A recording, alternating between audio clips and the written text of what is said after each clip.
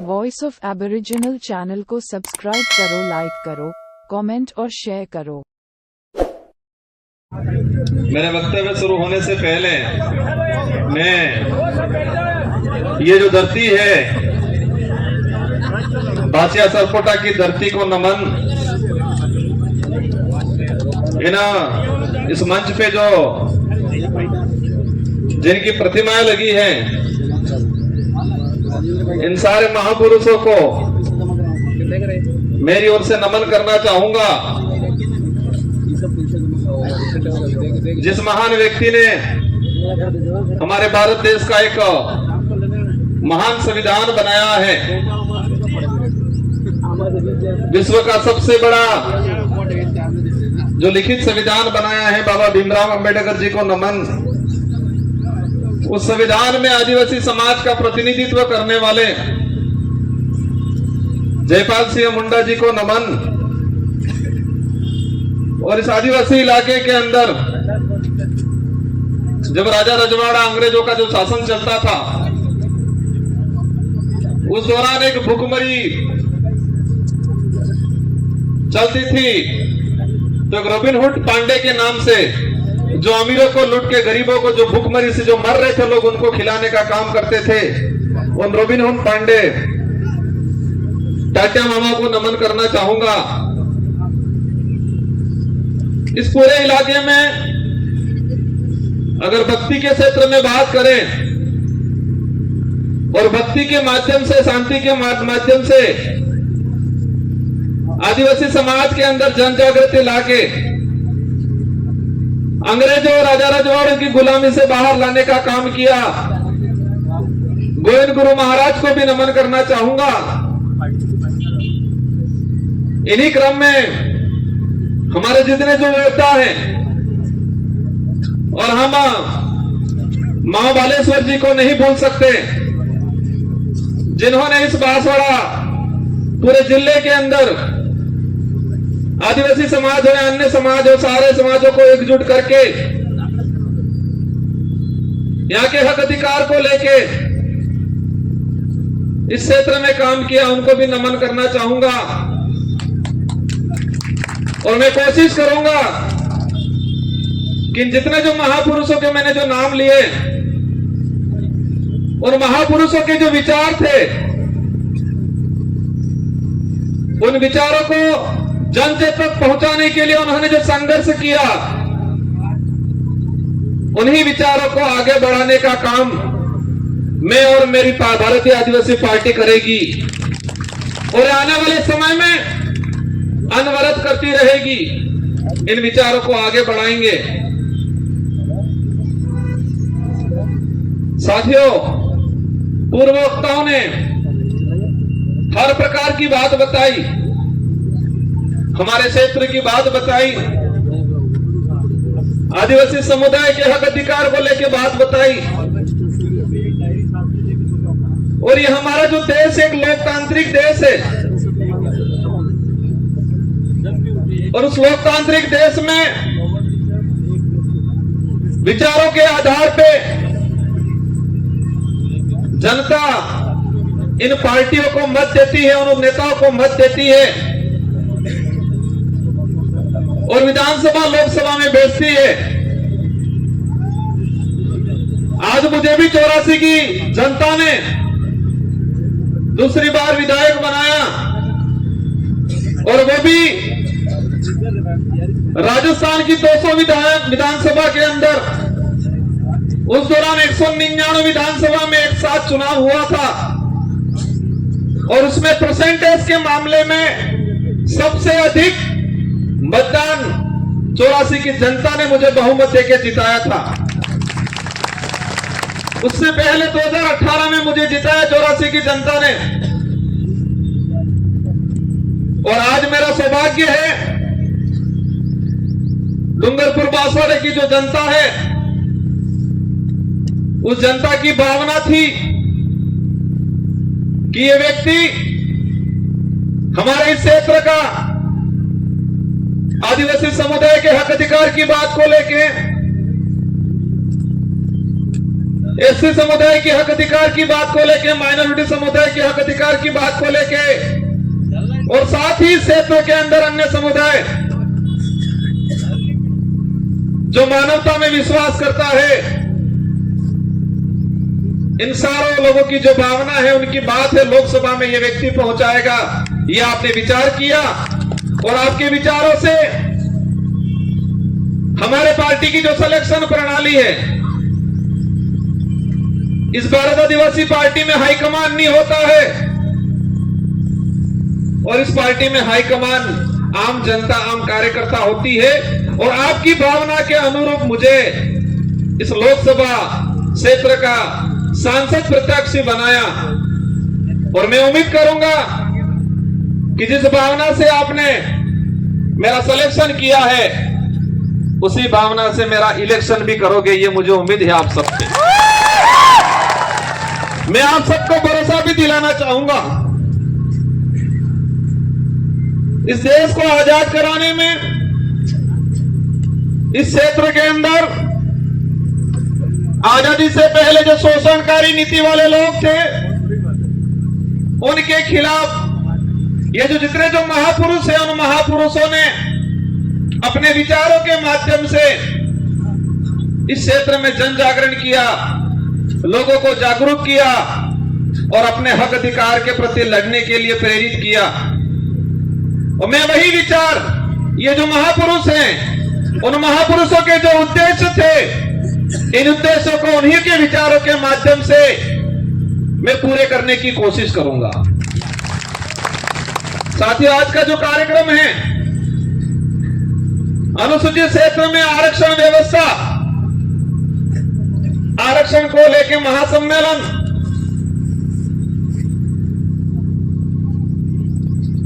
ये जो शब्द है, ये शब्द आते ही कई सवाल पैदा करता है अपने दिमाग में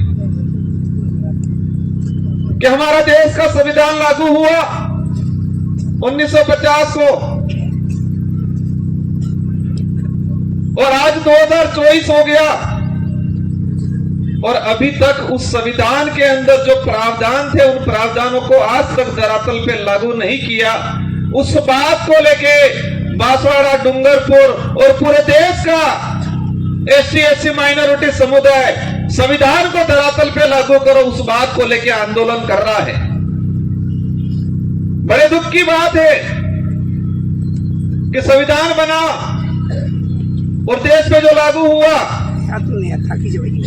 हम कहते हैं 26 जनवरी 1950 को, लेकिन मूल रूप से उसके संविधान के अंदर जो प्रावधान थे, वो प्रावधान आज तक धरातल पे लागू नहीं हुए हैं।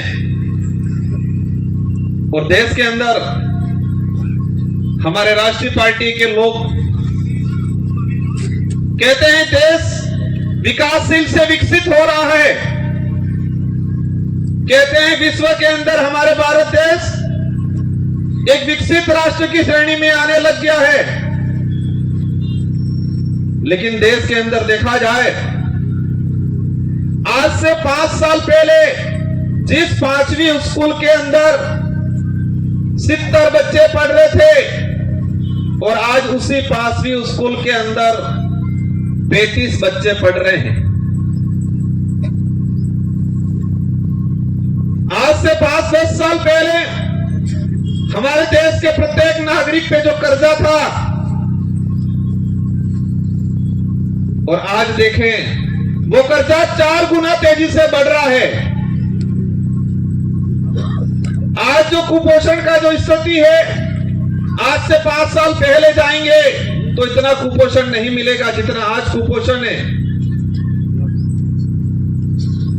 जो देश में मीडिया के माध्यम से, मैं सारे मीडिया पे सवाल नहीं करना चाहता, लेकिन कुछ मीडिया वाले ऐसे लोग हैं जो देश की सच्चाई को छुपा रहे हैं और पार्टियों के इशारों पे, सरकारों के इशारों पे इस देश के लोगों तक गुमराह करने वाली बातें फैलाई जा रही है। इस देश के लोगों को अंधकार में रखा जा रहा है, और हम देश में वर्तमान देख सकते हैं। मेरा वक्तव्य, हमारे पूर्व वक्ताओं ने कहा हमारे समाज के कुछ पढ़े लिखे अधिकारी कर्मचारी कहते हैं, हमारे समाज के जो नेता कांग्रेस बीजेपी में दिग्गज बने हुए हैं वो कहते हैं आरक्षण पूरा मिल रहा है। कोई कहता है आरक्षण की जरूरत नहीं है, कोई कहता है कि आरक्षण मिलना था मिल गया और फालतू गुमराह कर रहे हैं। हमारे क्षेत्र की जनता विचार करती है, हम कहते हैं आरक्षण मिलना चाहिए, वो कहते हैं आरक्षण मिल गया, कोई कहता है आरक्षण पूरा मिल रहा है। और हमारे क्षेत्र की जनता कंफ्यूज रहती है कि हकीकत क्या है। हमारा पढ़ा लिखा बेरोजगार युवा वो भी कंफ्यूज रहता है कि आरक्षण क्या है। और दुख की बात यह है कि हमारे पाठ्यक्रम में बेमतलब की चीजें डाली जा रही है। अगर देश के अंदर आरक्षण को लेके जो चल रहा है, कुछ लोग कहते हैं भ्रमित किया जा रहा है। देश के आरक्षित वर्ग को, युवाओं को अगर क्लियर करना चाहिए था तो संविधान के अंदर जो आरक्षण व्यवस्था रखी गई है उसको हमारे पाठ्यक्रम में लागू कर दिया होता तो आज हर युवा को पता होता कि मेरा रिजर्वेशन संविधान के अंदर इतना है, शेड्यूल एरिया में इतना है, नॉन शेड्यूल एरिया में इतना है। लेकिन होता क्या है, वो आरक्षित वर्ग का युवा आरक्षण को जान जाएगा, समझ जाएगा, संविधान में प्रावधान क्या है समझ जाएगा, तो वो सवाल खड़ा करेगा उन राष्ट्रीय पार्टियों से, उन नेताओं से जो आते हैं कहते हैं कि राम के नाम से वोट देना। कहते हैं कि नहीं कहते हैं? इन लोगों ने कभी ये नहीं कहा कि बेरोजगारी खत्म करेंगे, बेरोजगारी खत्म करने के नाम से वोट देना, ये बोला उन्होंने? इस क्षेत्र में शिक्षा में गिरावट हो रही है, शिक्षा के क्षेत्र में हम काम करेंगे, इसके नाम से वोट देना, ये नहीं बोला।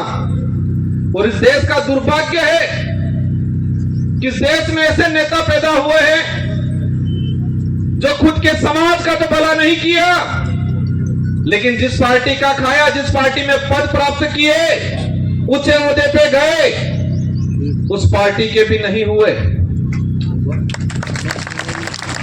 जिस पार्टी के अंदर गए हैं उनको कहना चाह रहा हूं कि जो व्यक्ति उनके समाज का नहीं हुआ, जो व्यक्ति उसकी पार्टी का नहीं हुआ, वो तुम्हारा कतई नहीं हो सकता है।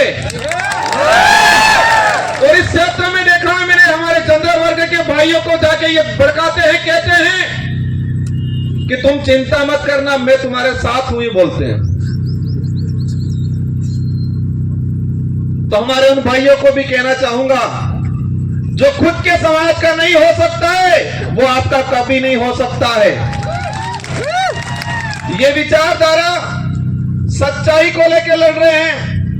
ये विचारधारा हम कहते हैं, हम आदिवासी समाज में पैदा हुए हैं, मेरा पहला फर्ज बनता है कि मैं मेरे परिवार के लिए, मेरे समाज के लिए बात रखूं। साथ ही क्षेत्र के अंदर हमारे एससी समुदाय के भाई हैं, माइनॉरिटी समुदाय के भाई हैं, इसके अलावा किसी भी वर्ग का गरीब भाई है, उसकी कोई भी बात होगी, कोई भी समस्या होगी, उसका निराकरण करेंगे हम लोग। और ये देख सकते हो हमारे 84 क्षेत्र के अंदर हर व्यक्ति ने हमको मत दिया और मुझे मेरी विधानसभा में प्रचार करने की जरूरत नहीं पड़ी थी। हमारे कार्यकर्ताओं ने मोर्चा संभाल लिया था और हाईएस्ट मत राजस्थान में टॉप 2 में लाके रख दिया मुझे। आरक्षण व्यवस्था को लेकर कुछ आंकड़ा मैंने क्लियर किया है, अलग अलग डिपार्टमेंट की भर्तियों का, लेकिन इस मंच के सामने ही हमारे खाकी वर्दी वाले भाई दिख रहे हैं, इसलिए मैं उनके डिपार्टमेंट का कुछ आंकड़ा बता दूंगा।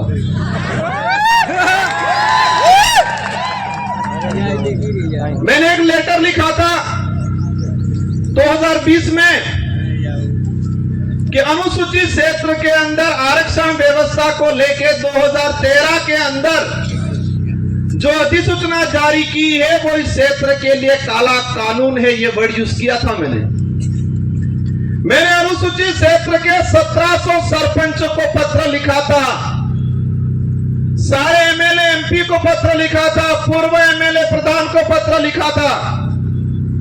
मैंने 2000 के करीब लेटर लिखे थे और उस लेटर में हेडिंग लिखी थी कि 2013 की अधिसूचना आदिवासी समुदाय के लिए काला कानून है, ये वर्ड यूज किया था मैंने।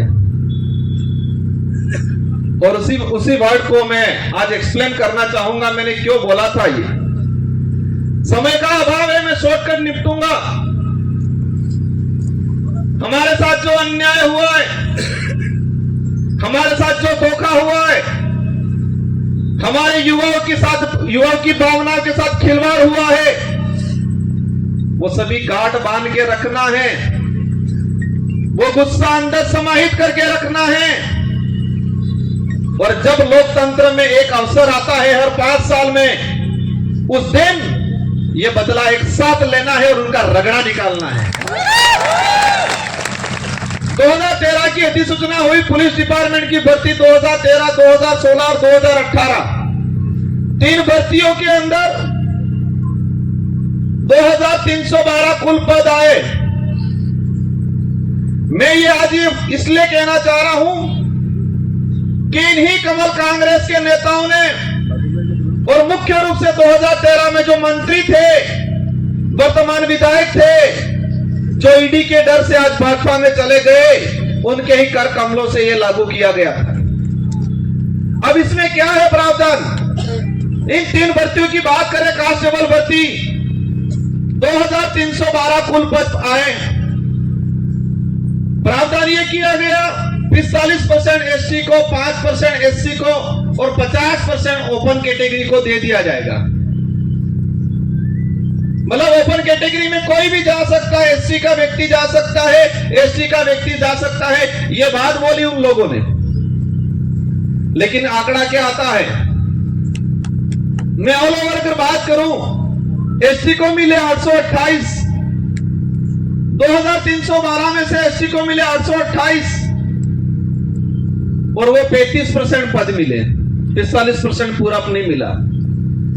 वही बात करें ओपन कैटेगरी के जो पद आए 1156 और मिले उनको मिलने 1359, और उसमें एसटी एससी का रिजर्व कैटेगरी के लड़के गए 12 लड़के। और वही ये सामने खड़े में कहना चाह रहा हूं, उनकी पदोन्नति होती है, उनके पदों की गणना अपने कैटेगरी में लेते हैं। और कुछ नेता कहते हैं, ये बात इसलिए एक्सप्लेन कर रहा हूं मैं, हर व्यक्ति को अपना हक मांगने का अधिकार है। एक बाप के अगर 4 बेटे हैं, 3 बेटों के साथ अन्याय होता है और एक बेटा ही सारी जमीन लेके खड़ा खाता है, तो क्या 3 बेटे आवाज नहीं उठाएंगे? तो इस क्षेत्र में हमारा अन्य समाज का व्यक्ति रहता है, उनसे भी कोई दुश्मनी नहीं है, उनकी भी वाजिब मांग को हम रखेंगे। लेकिन हमारा फर्ज बनता है, जिस सर्टिफिकेट लगा के हम यहां पर आए हैं, उस सर्टिफिकेट के आधार पर एमएलए एमपी बनते हैं, तो समझित समाज का सर्टिफिकेट लगाया है, उस समाज के हक अधिकार के लिए अगर हम नहीं बोलते हैं तो कौन बोलेगा? इस आधार पर इन पुलिस भर्ती का अगर देखा जाए तो हमारे लड़कों का 300 पद के आसपास नुकसान हुआ। उस मां पे क्या गुजरी होगी जिस मां ने बच्चे को अपनी जमीन, अपने जेवरात गिरवी रख के बच्चे को पढ़ाया होगा, उम्मीद की होगी मेरा बच्चा पुलिस कांस्टेबल की तैयारी कर रहा है, नौकरी लगेगा। लेकिन इस प्रकार की अधिसूचना के कारण वो बच्चा आज नौकरी नहीं लगा और वो बच्चा आज गुजरात में जाके मजदूरी कर रहा है और उस मां के सपने अधूरे के अधूरे रह गए। ये लड़ाई उनके लिए है, सूद समेल वसूल करेंगे।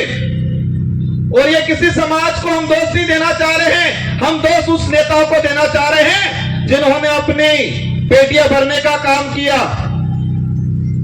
टिकट लेने का काम किया और इतना कमा लिया कब ईडी के डर से भाग गए।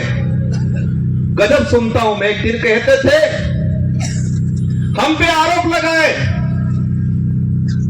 और फिर बाद में 2 दिन बाद कहते हैं ये तो जुमला था, कहते हैं कि मोदी ने जुमला दिया था और आज कहते हैं कि मोदी के विजन से प्रभावित होके गया हूं।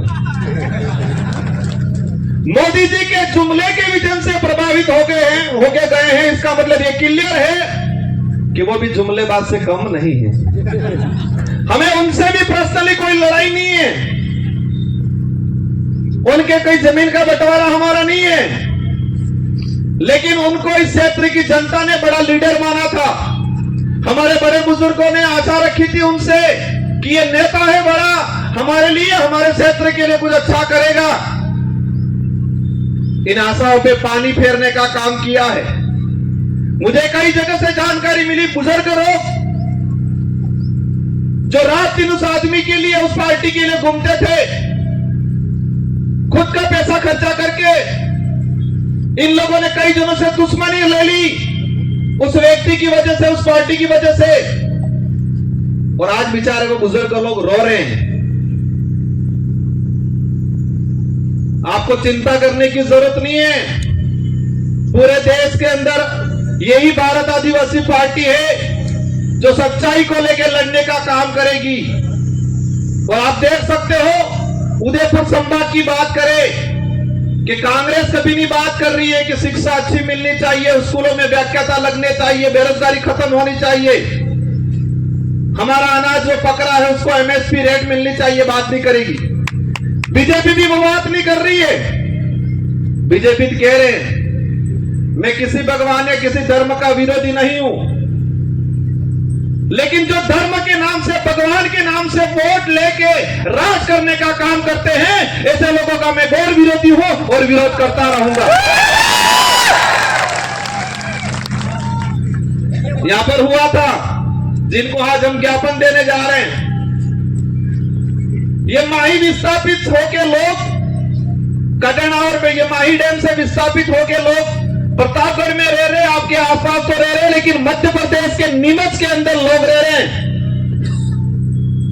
और जो ये डांस ऑफ इंडिया में जो 5 बच्चियां गई थी, जिनका आपने सबने नाम सुना होगा, गलीगंज के नाम से जो लड़कियां हैं, नीमच में रहती है, झोपड़ियों में रहती है, उनके माँ बाप मजदूरी करते हैं, आज तक भी उनको जमीन का पट्टा नहीं मिला है। वो नीमच के नहीं है, ये माही से विस्थापित होके गए हुए लोग हैं।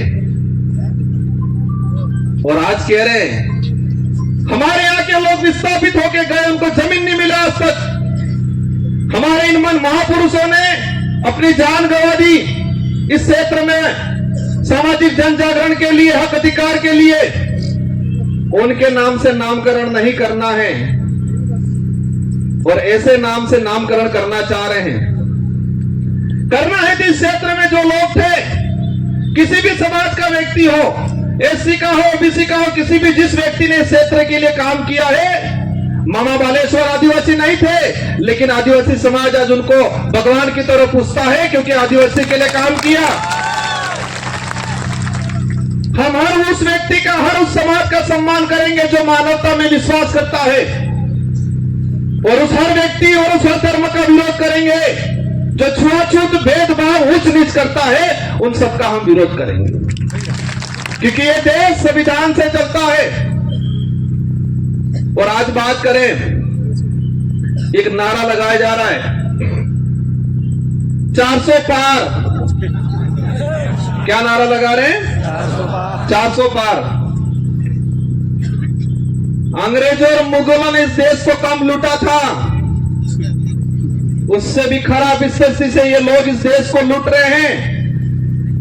इसका असर आदिवासी या एससी को ही नहीं है, इसका असर पड़ेगा हर वर्ग के व्यक्ति को, आने वाले समय में भुगतना पड़ेगा। ये लोग बहुत बुरी तरीके से इस देश को लूट रहे हैं। एक वक्त था 2013 के अंदर वो नारा लगाते थे वही वो व्यक्ति कि न खाऊंगा न खाने दूंगा, और आज जितने देश के अंदर खाने वाले लोग थे, उन सबको वो साथ में मिला के कह रहे कितना लाओ लाओ, बंटवारा करते हैं। ये सारी बातें होगी, लेकिन हमको करना क्या है? हमको उनको सबक सिखाना है, उन नेताओं को एहसास कराना है कि ये राजतंत्र नहीं, ये लोकतंत्र है। और इस लोकतंत्र में संविधान ने जनता को ताकत दी है, जिसे हम लोकतंत्र की कुंजी कहते हैं, जो वोट है, और हर 5 साल में उसका अवसर आता है। आज मुझे कहते हैं एमएलए साहब बहुत बड़ा दिग्गज आदमी है, बहुत पैसा है, कहते हैं टक्कर लेनी पड़ेगी, ये कहते हैं। मैंने कहा मैं नहीं लड़ रहा हूं, डूंगरपुर बांसवाड़ा की जनता चुनाव लड़ रही है, और ये जनता पैसों के लिए चुनाव नहीं लड़ रही है। ये जनता सुख सुविधाओं के लिए मेरे साथ नहीं है, ये जनता स्वाभिमान के लिए है। इस जनता के अंदर जो साथ मेरे साथ जुड़ रहा है, संगठन के साथ जुड़ रहा है, उस प्रत्येक व्यक्ति के अंदर स्वाभिमान जगा है, अपने आने वाली पीढ़ी के लिए कुछ कर गुजरने की ताकत जगी है, इसलिए मेरे साथ जुड़े हैं। और देश के इतिहास उठा के देख लो, आजादी से पहले भी जो राजा रजवाड़ा या मुगलों की सेना होती थी, तो सोना में भर्ती होता था सिपाही, तो सैलरी के लिए होता था, तनख्वाह मिलती थी, या किसी राजा से एग्रीमेंट होता था, सहयोग में पूरी सेना भेजता था, तो रियासत क्षेत्र की कुछ जमीन को लेकर सौदा होता था। लेकिन वो सेना युद्ध के मैदान में टिकती नहीं थी। और यही देश के इतिहास उठा के देख लो कि मुगल के अकबर के सामने इस देश के सारे राजाओं ने अधीनता स्वीकार कर ली थी, लेकिन महाराणा प्रताप एक ऐसा था जिसने मुगलों के सामने अधीनता स्वीकार नहीं की थी। देश के इतिहास में पढ़ाया जाता है, हमारे बड़े बुजुर्गों से सुनते हैं कि देश के अंदर सारे राजाओं ने अकबर की अधीनता स्वीकार कर ली, लेकिन राणा प्रताप ने अधीनता स्वीकार नहीं की, क्योंकि देश के अंदर अन्य जो राजा थे उनकी जो सेना थी वो सैलरी पे थी, तनख्वाह पे थी। देश के अंदर जो अन्य राजा थे उनके सहयोग में आई हुई सेना कुछ जमीन की लालच में आई थी मदद करने, लेकिन राणा प्रताप के साथ में जो सेना थी वो तनख्वाह वाली सेना नहीं थी, वचन वाली सेना थी, और वो भीलों की सेना थी। किसकी सेना थी? भीलों की सेना थी, पठानों की सेना थी। अगर वो तनख्वाह वाली सेना होती तो युद्ध के मैदान में टिकती नहीं। वो स्वाभिमान के लिए, अपने वचन के लिए गई थी राणा प्रताप के साथ, और इसीलिए देश के अंदर महाराणा प्रताप के नाम से हमको जाना जाता है। और उनके भाई थे शक्ति सिंह और जगमाल, वो भाई भी उनके साथ में नहीं थे। इससे यह सिद्ध होता है कि महाराणा प्रताप को किसने साथ दिया। उनके परिवार के लोग भी हट गए थे, वो भी मान सिंह की गोद में जाके बैठ गए थे। उस स्कूल के लोग हैं ये, और मुझे पता है कि कांग्रेस और बीजेपी के बहकाम में आके उनसे पैसा लेके ये काम नहीं करेंगे। ये लोग स्वाभिमान के लिए काम करेंगे, ये वचन के लिए काम करेंगे, आने वाली पीढ़ी के लिए काम करेंगे। मेरी बात को आप समझ गए होंगे कि हमारे लोगों ने महाराणा प्रताप को वचन दिया था, तनख्वाह नीली थी, फौज में हमारे लोग भर्ती नहीं हुए थे, तनख्वाह की बेसिस पे नहीं हुए थे, पूरा गांव के सिपाही लोग, जवान लोग गए थे, वो वचन दिया था। और इस लड़ाई में, इस मैदान लोकसभा क्षेत्र में मुझे उम्मीद है पैसों वाली सेना नहीं टिकेगी, वचन वाली सेना टिकेगी, क्योंकि उनके साथ जो सेना है वो पैसों वाली सेना है, तनख्वाह वाली सेना है, दहाड़ी वाली सेना है, और हमारा साथ वचन वाली सेना है, स्वाभिमान से जीने वाले लोग हैं। बातें बहुत सारी हैं, हम मंच आएंगे उस पे करेंगे। हमारी लड़ाई सीधी सी है कि इस क्षेत्र में संविधान के अनुरूप आरक्षण लागू हो जाए। यहां का कलेक्टर, एसपी, संभागीय आयुक्त क्लियर कर दे कि संविधान के भाग इसमें 5वीं अनुसूची के तहत क्या प्रावधान है, कितना आरक्षण मिलना चाहिए। आईएएस भर्ती की अगर बात करें, हमारी जो मांग है दूसरी, प्रशासनिक सेवा के अंदर हमारे यहाँ के लोगों को प्रतिनिधित्व मिलना चाहिए। हमको एक लेलुपोट दे दिया, अधीनस्थ सेवा के अंदर भर्तियां देंगे, पद देंगे, और उसमें भी मैंने देखा 3 भर्तियां 2013, 2016, 2018। अनुसूचित क्षेत्र के अंदर अधीनस्थ सेवा के 109 पद आए, एससी के लोगों को मिले 42, ओपन कैटेगरी में गए 67 और एससी समाज को मिले 0, और ओबीसी वालों को तो पता ही नहीं है हम है कौन, हम आते कहां है वही नहीं पता है उनको। और मैं कहता हूं इस क्षेत्र से अगर ओबीसी की किसी ने आवाज उठाई थी, राजकुमार रोत ने उठाई थी। हम हर व्यक्ति की बात करेंगे, लेकिन हमारा हक किसी को मारने नहीं देंगे। एससी समुदाय को 0 सीट 3 भर्तियों में, और अधीनस्थ सेवा के अंदर 67 पद आए, उसमें एसटी एससी रिजर्व कैटेगरी का एक लड़का नहीं गया। हमारे साथ 13 से 14 अधीनस्थ सेवा के आरएस अधिकारियों के पद मारे गए। इसका गुनहगार कौन? जो ईडी के डर से भाजपा में गए वो है। ये लड़ाई बेरोजगारी की लड़ाई है, ये लड़ाई हमारे क्षेत्र में शिक्षा के क्षेत्र में क्रांति लाने की लड़ाई है। हम सबको लड़ना है। ये चुनाव जीतने तक का उद्देश्य नहीं है, नारे लगाने या पार्टी का नाम लेने तक का उद्देश्य नहीं है। हमको हमारा समाज बचाना है, हमारा देश बचाना है। ये देश का संविधान अधिकार देता है हर व्यक्ति को, हर समाज को अपने हक अधिकार की बात करने का अधिकार है, और करना चाहिए हर व्यक्ति को। लेकिन हमारे यहाँ के नेताओं ने इस क्षेत्र को बर्बाद करने का काम किया है। मुद्दे अनेक हैं। ये 400 पार का जो नारा लगा रहे हैं, उस नारे को समझना। इन लोगों की चाल है ये संविधान बदलने की, संविधान को खत्म करना चाहते हैं। और आप सुन लेना, अभी का उदाहरण है कि 26 जनवरी पे बाबा साहब अंबेडकर और सावित्रीबाई फूले की तस्वीर लगाने से टीचर को एपीओ कर दिया जाता है। जिस पार्टी को बाबा साहब अंबेडकर और सावित्रीबाई फूले की तस्वीर से दिक्कत है, वो देश का भला कर सकते हैं क्या?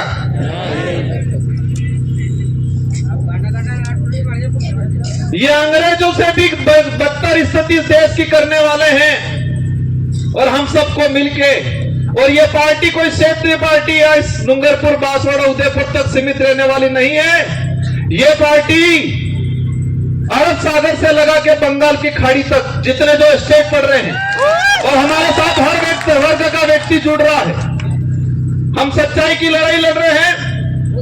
आने वाले समय में मुझे उम्मीद है, मेरी बात पे आप गौर करोगे कि युद्ध के मैदान में सैलरी वाली जो तनख्वाह वाली सेना नहीं टिकती है, युद्ध के मैदान में वचन वाली और स्वाभिमान वाली सेना टिकती है, और वही सेना मेरे साथ है। मुझे पता है हमारे लोग गरीब है, कमजोर है हमारा कार्यकर्ता, लेकिन मुझे यह भी पता है कि उस व्यक्ति के अंदर जमीर जिंदा है, उसका स्वाभिमान नहीं मरा है। वो व्यक्ति डट के मुकाबला करेगा, और पूरे भारत की रोमांचक सीट ये होगी। और मुझे दुख भी है, मेरे 84 के कार्यकर्ताओं का दुख है, मेरा भी दुख है कि 84 की जनता ने शानदार बैंडेड दिया था मुझे। मेरी भी इच्छा थी मैं 84 के अंदर ही रहूं, मेरे कार्यकर्ताओं की भी इच्छा थी 84 के अंदर रहूं, लेकिन बांसवाड़ा वाले ही नहीं माने। और आपको ये तिरवाने का काम करना है, और ये बेड़ा पार करना है। इन्हीं शब्दों के साथ आप सबको धन्यवाद। एक बात और बोलना चाहूंगा, देश के अंदर भाजपा के नेता बहुत प्रताड़ित थे, और विशेषकर बांसवाड़ा में जो भाजपा के नेता बेचारे बहुत प्रताड़ित थे, हमसे भी ज्यादा प्रताड़ित थे। बचपन में बच्चा रोता था, मां कहती थी भूत आ जाएगा सो जाइयो। और यह भाजपा के नेता इतने प्रताड़ित है, हल्का सा बेचारा कुछ करता है, कहते हैं ईडी आ जाएगी चुप हो जा। मोदी जी की ईडी आ जाएगी, चुप हो जाएगा। वो चाहता बहुत कुछ है बेचारा, पर अंदर से डर हुआ है। उनको भी कहना चाहूंगा, आप चिंता मत करो, आपके विचारों को यहां रखने का अवसर मिलेगा। इस संगठन के साथ जुड़ो और इस क्षेत्र की जनता के लिए, युवाओं के लिए, हक अधिकार के लिए आगे बढ़ो। हम आपको साथ में लेकर चलने का काम करेंगे। इन्हीं शब्दों के साथ आप सबको धन्यवाद, आभार। जय जोहार, जय भारत, जय संविधान।